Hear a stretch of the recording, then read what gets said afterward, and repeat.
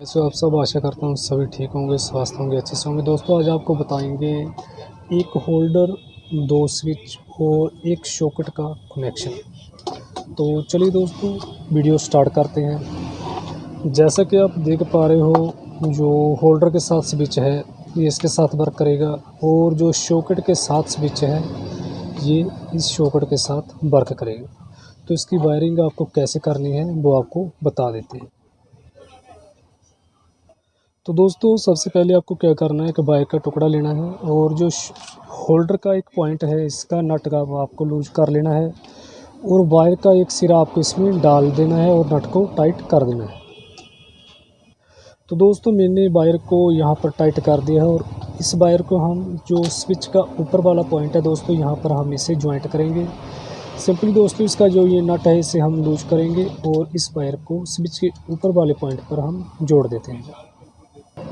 तो दोस्तों मैंने स्विच का जो ऊपर वाला पॉइंट है यहाँ पर तार को ज्वाइंट कर दिया है। अब क्या करेंगे दोस्तों, सॉकेट का जो स्विच है, सॉकेट के साथ जो स्विच है इसका जो ऊपर का पॉइंट है दोस्तों यहाँ पर हम वायर को ज्वाइंट कर देते हैं। सिंपली हम नट को लूज करेंगे और यहाँ हम वायर को डालकर नट को टाइट करेंगे। स्विच का जो ऊपर का पॉइंट है दोस्तों यहाँ पर हम वायर को ज्वाइंट कर देते हैं।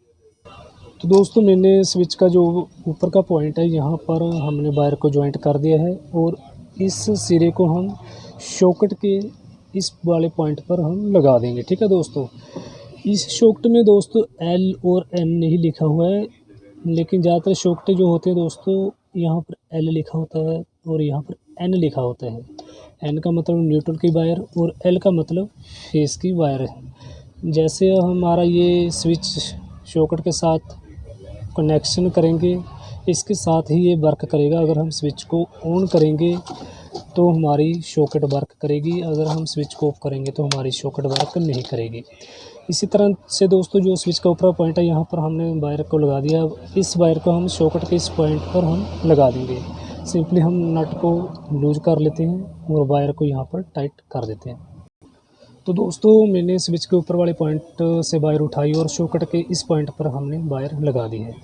ऐसे हमने जो होल्डर के दो पॉइंट थे इसमें से एक पॉइंट पर हमने वायर डालकर स्विच के ऊपर वाले पॉइंट पर लगा दिया। ठीक है दोस्तों, अब हमने क्या करना है दोस्तों, ये जो नीचे स्विच के दोनों पॉइंट है ये हम आपस में जोड़ देंगे। यहाँ से वायर डालेंगे और यहाँ तक वायर लेकर आएंगे। ठीक है दोस्तों, तो दोस्तों मैंने वायर लॉन्ग वायर ली है थोड़ी सी, ताकि मैं इन दोनों को आपस में जोड़कर ये जो वायर है ये बाहर की तरफ छोड़ पाऊँ। ठीक है दोस्तों, ये हमारा फेस की वायर हो जाएगी। तो आपको क्या करना दोस्तों, ये मैंने वायर थोड़ी सी लंबी छीली है ताकि मैं इन दोनों स्विचों को आपस में एक साथ ही जोड़ पाऊँ। यहाँ मैं दोनों नट को लूज कर लिया है और यहाँ से इसे मैं डालकर यहाँ तक लेकर आऊँगा। तो दोस्तों मैंने ये दोनों नट लूज किए और यहीं से वायर हमने आपस में जोड़ दिया। ठीक है दोस्तों, यहाँ से वायर डाली और यहाँ तक लेकर आए और दोनों नट को हमने टाइट कर दिया है।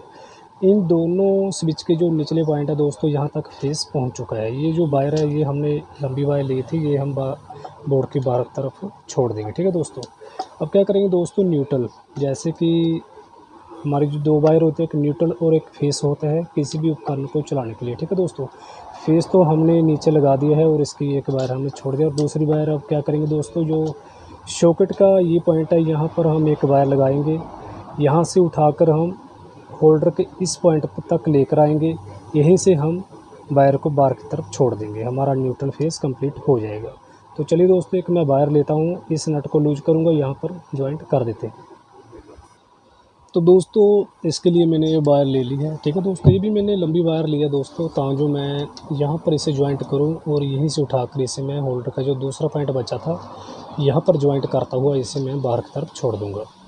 जैसे कि आप देख रहे हो कि ये काली वायर तो न्यूट्रल की मानी जाती है, लेकिन वायर मेरे पास यही दो थी। ठीक है दोस्तों, काली न्यूट्रल की मानी जाती है और फेस की लाल वायर मानी जाती है।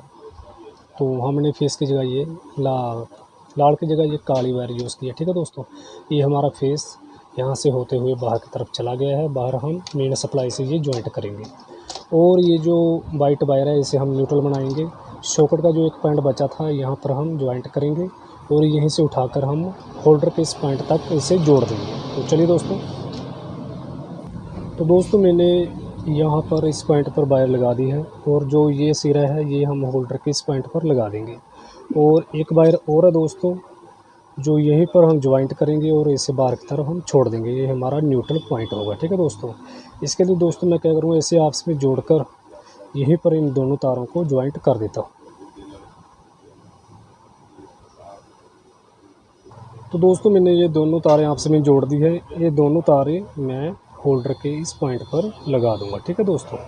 यहाँ पर लगा दूंगा और ये वायर हमारी बाहर की तरफ चली जाएगी, ठीक है दोस्तों। ये दोनों यहाँ पर लग जाएंगी और हमारा न्यूट्रल फेस बाहर की तरफ चला जाएगा।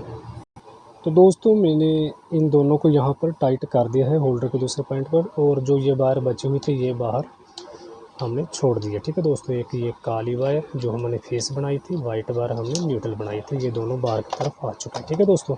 अभी हम इसे बोर्ड में टाइट कर देते हैं और ये जो दो वायर हैं इसे मेन सप्लाई दे देंगे और फिर हमारा यहाँ पर होल्डर वर्क करेगा। यहाँ पर हम बल्ब लगा देंगे और यहाँ पर हम जो भी कुछ चलाना चाहते हैं वो चलेगा। तो चलिए आपको दिखा देते हैं।